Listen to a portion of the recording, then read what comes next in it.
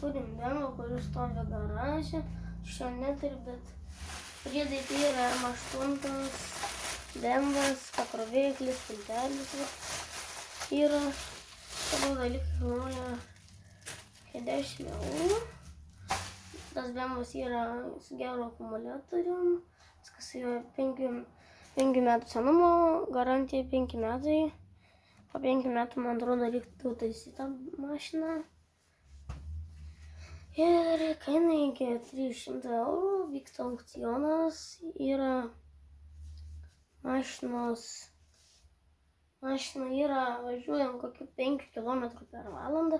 Tai yra BMW, vienvietis BMW'as, 4 ratų, su pulteliu elektrinis, vaikams nuo 2 iki 5 metų,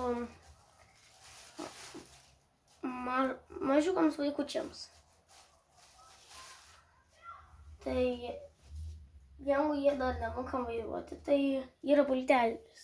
Jeigu mašina įsikrauna, jeigu jūs turit liftą, tai kas turi liftą, tiem labai tiktų tą mašiną į liftą įgrūdat, mašina užsikelia ir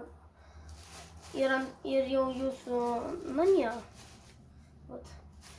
Ir kaip krautai paprastai tiesiog tenais yra kažkur įkišti, šitam laideliui toksai yra,